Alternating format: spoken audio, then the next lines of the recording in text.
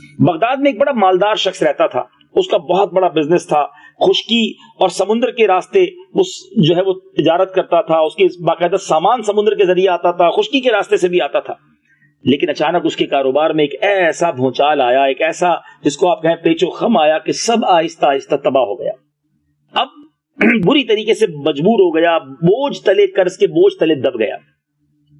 اب صرف 500 روپے ایک بندے کا قرض تھا، لیکن اس کے پاس 500 روپے بھی دینے کے لیے نہیں تھے. تو اب قرض لینے والے نے بڑا اس کو پریشرائز کیا کہ میرے پیسے دو. اس نے میرے پاس پیسے نہیں. اس زمانے میں خیر 500 کی رقم بھی ایک زیادہ رقم کہلاتی تھی. تو اس نے جا کر قاضی کے پاس عدالت میں کیس کر دیا. قاضی نے اسے بلایا اور کہا کہ تم نے اس کے پیسے دینے؟ اس نے کہا ہاں مجھے پیسے دینے. تو دے دیجیے. تو پھر دیتے کیوں نہیں ہو؟ میرے پاس پیسے ہیں نہیں، مال کچھ بھی نہیں ہے، میرا کاروبار ختم ہو گیا، میں دینا چاہتا ہوں مگر میرے پاس دینے کو کچھ نہیں ہے. قاضی نے کہا کہ کوئی معتبر ضامن دو، کوئی گارنٹی دینے والا دو، ورنہ تو میں قید میں ڈال دوں گا. تو اس شخص نے کہا کہ اب ایسا کرتے ہیں کہ ایک رات کے لیے مجھے چھوڑ دو تاکہ میں اپنے بیوی بچوں کے ساتھ وہ رات گزار لوں، میں پھر کل آ کر گرفتاری پیش کر دوں گا. تو اس نے کہا کہ ایک رات کے لیے بھی تم جو جاؤ گے تو اس کے لیے کوئی گارنٹی ہے؟ تو قاضی سے وہ کہتا ہے کہ میرے اس رات کے ضامن میرے آقا علیہ الصلوۃ والسلام ہیں، تم نبی پاک کے نام پر مجھے جانے دو، میں صبح واپس آ جاؤں گا. قرض خواہ جو تھا وہ بھی عاشق رسول تھا، مسلمان تھا. کہ ٹھیک ہے ایک رات کے لیے تم چلے جاؤ. نبی پاک کا نام جو لیا ہے، وہ شخص بڑا مغموم پریشان اپنے گھر آیا. بیوی بچوں نے دیکھا تو سب پریشان ہو گئے کہ بڑے غمگین ہیں. تو اس نے کہا کہ بس مجھے آج رات کی اجازت ملی ہے، صبح مجھے عدالت میں پیش ہو کر گرفتاری دینی ہے، یا 500 روپے دینے ہیں یا گرفتاری دینی ہے، رقم تو ہے نہیں. ایک رات کے لیے نبی پاک کے نام کی ضمانت لے کر، پیارے آقا کا نام ضمانت کے طور پر کہا ہے اور آیا ہوں. اب صبح مجھے واپس جانا ہے اور اپنے آپ کو گویا گرفتار کروانا ہے، شاید زندگی میں باہر نہ نکل سکوں. وہ زوجہ بڑی عاشق رسول تھی. اس نے کہا کہ گھبراؤ نہیں، جب نبی پاک علیہ الصلوۃ والسلام کا تم نے نام لیا ہے نا، انہیں ضامن بنایا ہے، تو اب فکر نہ کرو، آقا ہی کرم فرمائیں گے. اس شخص نے کیا کیا؟ درود پاک پڑھتا رہا، درود پاک پڑھتا رہا. درود پڑھتے پڑھتے اس کی آنکھ لگ گئی، آنکھیں بند ہوئی. خواب میں نبی پاک علیہ الصلوۃ والسلام کی زیارت ہوئی. سرور کائنات علیہ الصلوۃ والسلام نے فرمایا بشارت ہو، صبح سویرے بادشاہ کے وزیر کے پاس جا کر کہنا کہ رسول اللہ صلی اللہ تعالی علیہ وسلم تمہیں سلام فرماتے ہیں اور تجھے حکم دیتے ہیں کہ میری طرف سے 500 دینار، ایک روایت کے مطابق یہ 500 دینار تھے، 500 دینار کا قرضہ ادا کرو، جس کے سبب سے قاضی نے مجھے قید کرنے کا حکم سنایا ہے، اور میں تو صرف رسول اللہ صلی اللہ علیہ وسلم کی ضمانت سے نکلا ہوں، میرے آقا کے نام سے میں باہر آیا ہوں. پھر پیارے آقا علیہ الصلوۃ والسلام نے وزیر کی ایک نشانی بھی بتائی کہ اس سے کہنا کہ تم ہر رات پیارے آقا علیہ الصلوۃ والسلام پر 1000 مرتبہ درود پاک پڑھتے ہو. گزشتہ رات تم گنتی بھول گئے تھے اور تمہیں شک ہوا کہ پتہ نہیں گنتی پوری ہوئی کہ نہیں. تمہیں مبارک ہو کہ تمہاری گنتی پوری تھی، اور یہ مبارک خواب دیکھ کر اب یہ آدمی بڑا خوش ہوا، بیدار ہوا. آقا نے نشانی بھی بتائی تھی. یہ وزیر کے پاس گیا، دیکھا کہ وزیر کے پاس تو بڑے مصروفیت چل رہی ہے اور خود بھی کسی گھوڑے پر سوار ہو کر کہیں جانے والا ہے. تو اس نے وزیر کو سلام کیا اور کہا کہ مجھے کسی نے تمہارے پاس بھیجا ہے، تم سے بات کرنی ہے. اس نے کہا کس نے بھیجا ہے؟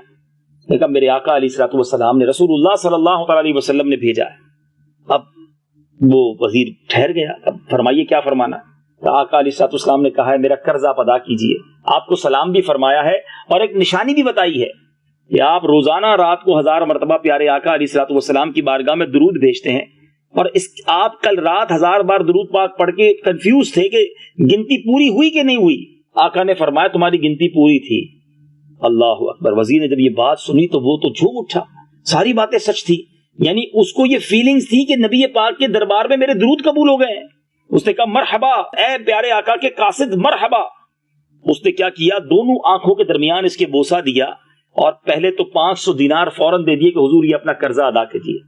پھر 500 دینار اہل و عیال کے لیے دیے، 500 دینار گھریلو اخراجات کے لیے دیے، مزید 500 دینار خوشخبری سنانے کے دیے، 500 دینار سچا خواب بیان کرنے کے لیے دیے. اللہ اللہ، 2500 دینار ہاتھ میں ہے. یہ قرض خواہ خوشی خوشی جو ایک رات پہلے نبی پاک کی ضمانت پر عدالت سے وقت لے کر نکلا تھا کہ ایک رات کے لیے بچوں سے ملنے دو، اب خوشی خوشی عدالت پہنچا. اور وہاں جا کر اب قاضی کو جب اس نے جا کر سلام کیا اس سے پہلے کہ یہ قاضی کو رقم دیتا، قاضی کہتا ہے کہ نبی پاک میرے خواب میں بھی رات تشریف لائے ہیں اور آقا نے مجھے یہ ارشاد فرمایا ہے کہ یہ قرض میں تمہاری طرف سے ادا کروں، اور اب اس کے علاوہ میرے مال سے اتنی ہی رقم تمہیں اور دی جائے گی۔ قاضی کہتا ہے، جج کہتا ہے میں قرضہ ادا کروں گا، آقا نے خواب میں مجھ پر بھی کرم فرمایا ہے۔ اللہ اکبر، اللہ اکبر۔ قرض خواہ کہتا ہے ذرا رکو تو صحیح، میں سارا قرضہ معاف کرتا ہوں، کیونکہ نبی پاک علیہ الصلوۃ والسلام رات میرے بھی خواب میں تشریف لائے ہیں، آقا نے مجھ پر بھی کرم فرمایا ہے اور مجھے بھی یہی وصیت فرمائی ہے، بلکہ یہ بھی فرمایا ہے کہ 500 دینار تمہیں اور دینے ہیں۔ اللہ اکبر۔ ادھر قاضی نے 1000 دینار دیے، جس کا قرض لوٹانا ہے وہ بھی 500 دینار دے رہا ہے۔ وہ شخص جس کے پاس 1 دینار نہ تھا اب 4000 دینار لے کر اپنے گھر کو لوٹ رہا ہے۔ اللہ اکبر۔ یہ درود و سلام کی برکت ہے۔ اس طرح بگڑی بناتے ہیں میرے آقا علیہ الصلوۃ والسلام، اس طرح کرم کے دریا بہاتے ہیں۔ اے میرے بیٹے اسلامی بھائیوں، شاید اب اعلیٰ حضرت امام اہل سنت کا وہ شعر اور اچھی طریقے سے سمجھ آئے گا کہ میرے کریم سے گر قطرہ کسی نے مانگا، میرے کریم سے گر قطرہ کسی نے مانگا، دریا بہا دیے ہیں در بے بہا دیے۔ مانگنے والا ہونا چاہیے۔ جھولی ہماری تنگ ہے، تیرے یہاں کمی نہیں۔ ہماری جھولیاں تنگ ہیں، ہمیں مانگنے ہی نہیں آتا۔ اتنا دیا سرکار نے مجھ کو، اتنی میری اوقات نہیں۔ یہ تو کرم ہے ان کا، ورنہ مجھ میں تو ایسی بات نہیں۔ اگر آپ پریشان ہیں، قرضے میں ڈوبے ہوئے ہیں، یہ کرم آج بھی ہو سکتا ہے۔ ایسا نہیں کہ یہ کرم ہو چکے اور اب دروازہ بند ہو گیا، نہیں، ان کا فیضان، ان کا کرم آج بھی جاری ہے۔ لیکن بس وہ دل چاہیے، وہ کیفیت چاہیے، وہ کنیکٹیوٹی چاہیے، وہ درود پاک پڑھنا چاہیے۔ آج بھی اپنے آقا کو تڑپ کر پکاریے، وہ ضرور کرم فرمائیں گے۔